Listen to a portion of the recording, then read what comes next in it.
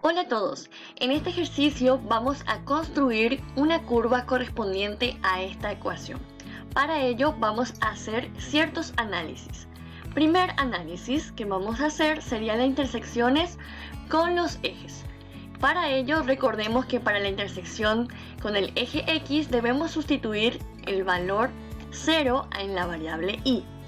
Y así también para el eje Y tendremos que sustituir X es igual a 0. Primeramente hacemos con el eje X. Tenemos nuestra ecuación, sustituimos en la variable Y es igual a 0 y encontramos que sale X es igual a 0. Entonces eso quiere decir que la intersección de nuestra ecuación aquí con el eje X es el punto 0, 0, es decir, el origen de coordenadas. Luego hacemos el mismo procedimiento para el eje Y.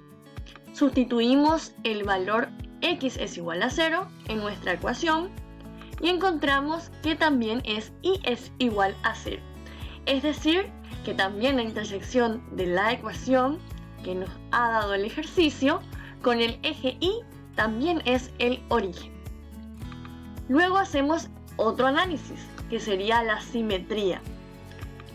Para ello debemos recordar que para encontrar la simetría con el eje X debemos sustituir Y es igual a menos Y. Para la simetría con respecto al eje Y debemos sustituir X es igual a menos X y con respecto al origen debemos sustituir, ambas igualdades. Entonces hacemos con respecto al eje X. Tenemos nuestra ecuación, sustituimos la variable que aquí mencionamos y vemos que si ha variado totalmente los signos de los términos de nuestra ecuación.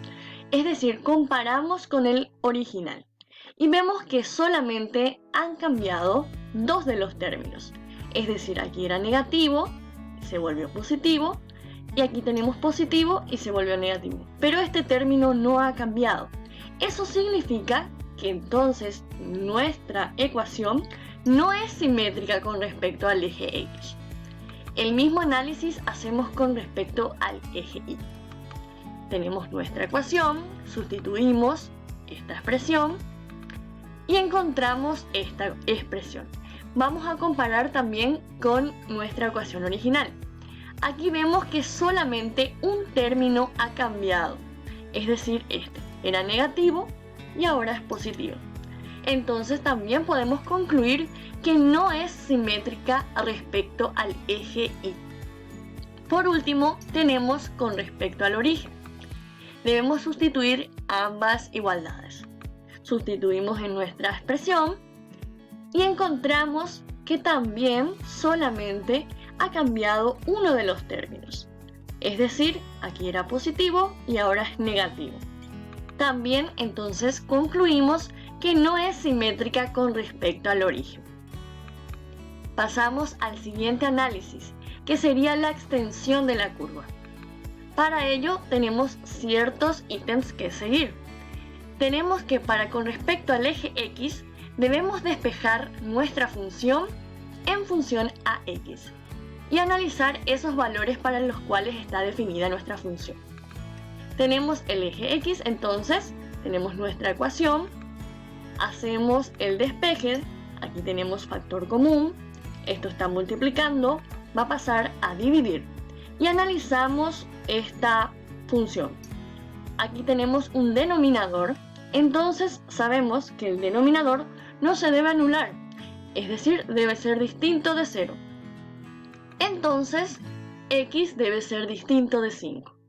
Por lo tanto, tenemos que el valor de la X pertenece a todos los reales, pero menos el valor 5.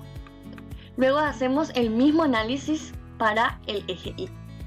Debemos despejar la función en función a Y. Entonces, tenemos nuestra ecuación. Como vemos que es una ecuación cuadrática, vamos a recordar la fórmula cuadrática. Entonces, siendo así los valores A es igual a 1, B es igual a menos Y y C es igual a 5Y. Sustituimos todos estos valores en nuestra fórmula cuadrática, hacemos las operaciones correspondientes y obtenemos esta expresión. Tenemos que tener en cuenta que aquí tenemos un radical. Entonces la cantidad subradical está debajo de un radical con índice par.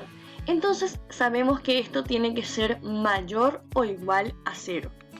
Entonces hacemos el análisis de esta inecuación y obtenemos que y debe ser menor o igual a 0, unión y mayor o igual a 20.